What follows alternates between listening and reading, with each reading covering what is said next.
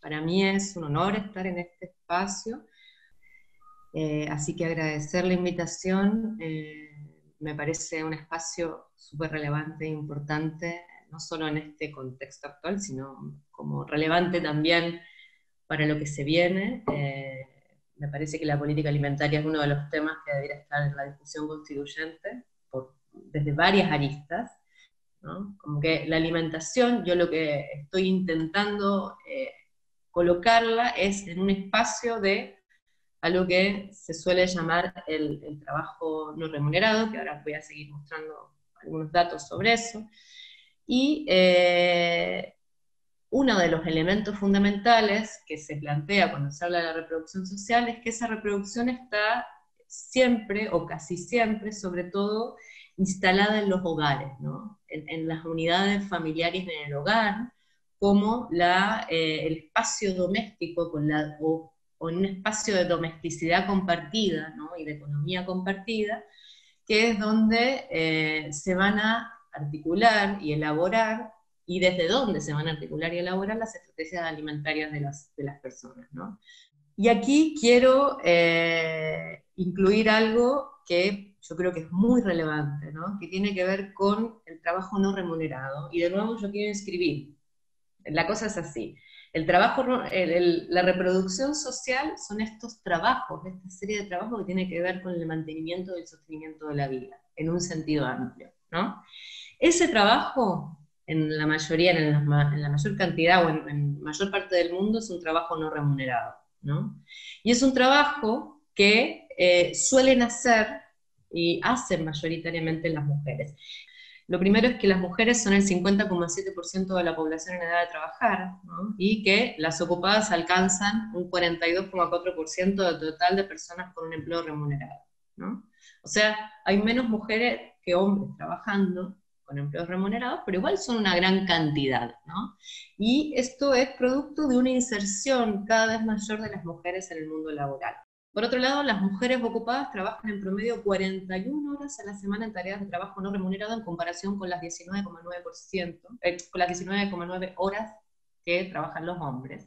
Las mujeres en el ciclo de inicio de familia, o sea, las mujeres con hijos y hijas entre 0 y 6 años, ¿no? Que es una población más demandada, dedican en promedio 70 horas semanales al trabajo no remunerado, versus 31 horas que dedican los hombres en la misma situación, ¿no? Entonces vemos que, por un lado, en las últimas décadas ha habido un mayor ingreso de las mujeres al mundo laboral, ¿no? Al mundo laboral pensado como trabajo remunerado, y sin embargo no ha habido un reacomodo de las tareas domésticas o las tareas de la reproducción social, ¿no? Que eran las que decíamos inicialmente.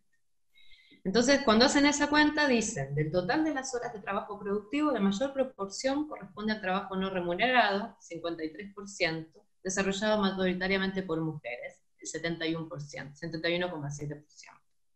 Y esto es algo que muestra también la diferencia por edades, pero por género. Las mujeres son las que están en azul, los rojos son los hombres están en rojo, de la carga global de trabajo por sexo y por tramo etario. Y carga global de trabajo se le llama a la sumatoria del trabajo no remunerado y remunerado, ¿no? Entonces vemos que las mujeres en esta etapa inicial de familia, como decíamos, que eran las que tenían hijos pequeños, que suelen ser las que están entre 25 y 45 años, trabajan más o menos 80,3 horas semanales, a diferencia de los hombres que trabajan 64,2 horas semanales. Otro dato también sacado de este informe de la comunidad mujer es que en parejas heterosexuales que cohabitan, en las que ambos trabajan remuneradamente en Chile, solo una de cada 10 parejas, es decir, un 11%, distribuye o declara que se distribuye la carga de trabajo no remunerado de manera equitativa entre hombres y mujeres. Y esto genera, cuando uno lo trata de pensar desde ciertas como perspectivas teóricas, genera algo que desde distintas autoras feministas se le ha llamado doble presencia, que la doble presencia es cuando una persona tiene que atender demandas simultáneas desde el ámbito del trabajo familiar doméstico y del trabajo remunerado. Que ahora en la pandemia uno podría decir que son más de 2. Yo al principio de la pandemia hablaba de algo que era la triple jornada, ¿no? Que las mujeres que tenemos hijos tenemos que responder al trabajo remunerado, tenemos que responder al trabajo doméstico y de cuidado, pero también ahora somos profesoras de nuestros hijos, porque tenemos que responder también al tema de las tareas. Esta presión por responder a las demandas simultáneas, ¿no? Generada por estos dos espacios, que ahora podríamos decir 3 espacios simultáneos, genera problemas de salud mental y estrés. Hay un montón de literatura que muestra cómo las mujeres en estas situaciones están con mucha más tasa de enfermedades mentales, que ha implicado también algo que se llama un vacío o crisis de los cuidados, que es un poco lo que yo quería introducir acá en nuestra reflexión, y que son estos cuidados necesarios para el sostenimiento de la vida, no solamente la propia, sino también la de su familia, pensando en que son las principales responsables del trabajo doméstico y de cuidado. Esta situación de sobrepresión que tienen las mujeres y de sobrecarga implica también, ¿no?, en todos los trabajos, ¿cierto?, que se realizan en la vida cotidiana, que tienen que ver con el sostenimiento de la vida familiar. Entonces, la crisis de los cuidados, que es el título de esta presentación, Pérez Orozco, que es una autora feminista muy importante para los que trabajamos en estos temas, define la crisis de los cuidados como la desestabilización del modelo de reparto de responsabilidades sobre los cuidados y la sostenibilidad de la vida, que se está resolviendo de manera precaria e insuficiente, pues se mantienen aún invisibles y desiguales ciertos trabajos, generalmente realizados por mujeres y sin remuneración. Entonces, un poco recapitulando, las mujeres son las principales encargadas de los trabajos domésticos y de cuidados, entre ellos la alimentación, ¿no? Las mujeres se han insertado más masivamente al mercado laboral sin redistribución de roles, y hay una doble presencia que genera estrés y depresión. Entonces, en ese contexto, ¿no?, ¿cómo se imaginan ustedes que impacta esto en la alimentación de las mujeres y de sus familias? Entonces yo ponía un poco como a modo no de conclusión, pero sí de interpretaciones, que las estrategias para alimentarse desbordan el acto alimentario concreto, ¿no?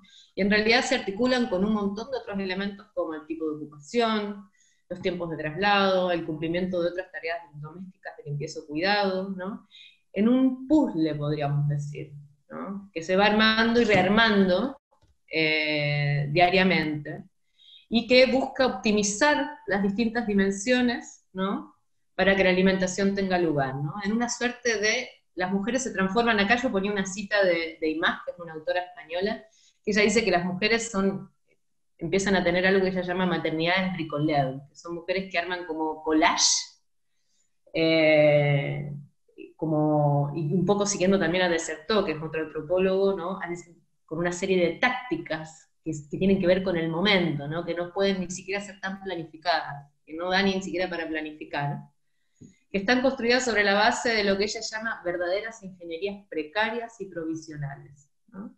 Entonces, hay todo un esfuerzo, o lo que a mí me da la sensación, o lo que yo interpreto y pongo como conclusiones de estos estudios, es que hay un esfuerzo de estas mujeres por modular estas condiciones materiales, y por intentar que los hijos coman lo mejor posible, a pesar de, incluso postergándose ellas en su propia alimentación, ¿no? Y eso es sumamente grave. Hay una postergación de la propia alimentación y del propio bienestar. Y esta modulación es una modulación que no logra cumplir con su objetivo, ¿no?, que de todas maneras alimentan a los hijos de una manera que ellos no consideran satisfactoria, entonces les genera mucha culpa y mucha autorresponsabilización,